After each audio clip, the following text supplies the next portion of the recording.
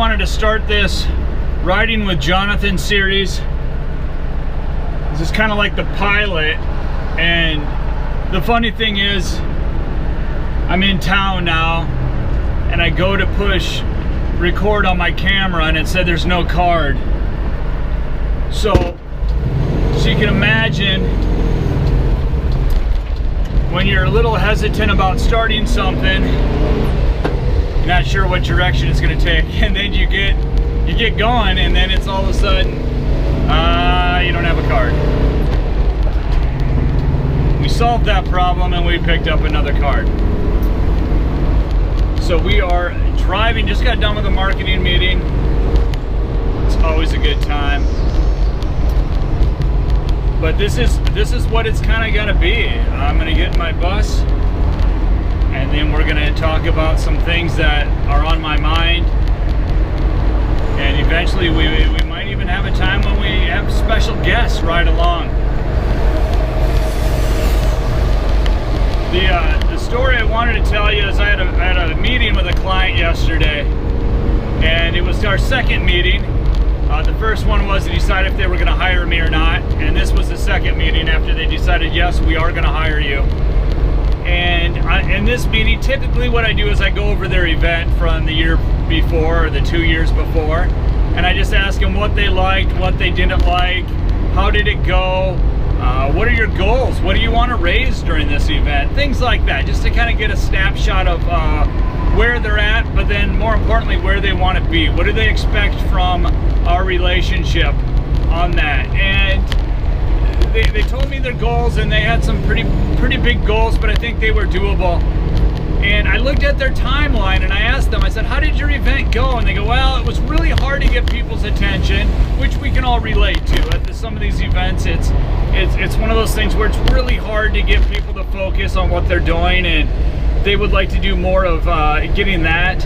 And they raised pretty good money, but they feel they could raise more. And when I looked at their timeline, I noticed it was really choppy. It was, we had speakers here, then we'd do some fundraising, and then we'd have more speakers, and then we'd do more fundraising, and it just kind of went on that. So like there's 4 sections of asking for money, but they were all separated by speakers. And the live auction didn't take place till well after 8 o'clock, and people had been there since 5:30 drinking. Well, any time that you're at an event for over 3 hours and you've been drinking, by time 8 o'clock rolls around, 8:30 comes around, you're ready to go, or you're ready to do different things, or you got a babysitter at home. So we went through their timeline, and we were able to just find what we needed, what we didn't need, and just move some stuff around.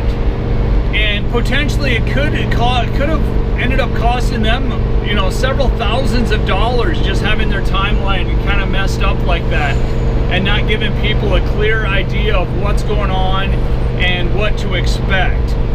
People are not coming to your event and wanting to think.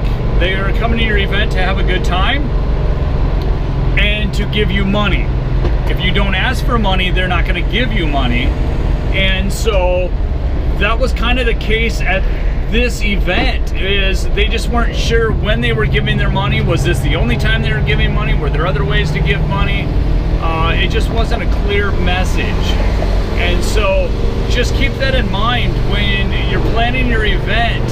Look at it from somebody attending your event's standpoint, not somebody who's looked at this a lot and knows the agenda forward and backwards, but as somebody walking into your event, is this clear?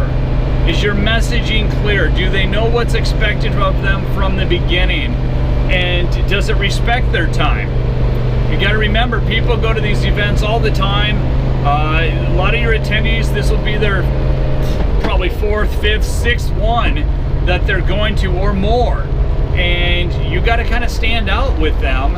And you want to be the one that says, no, we get them in, we respect their time, we give their money, and everybody's happy. So that's kind of what we bring to the table. And one of our first consulting meetings with our clients is we go over the event and we look at it and we think, what did we like, what did we not like, what can we do better?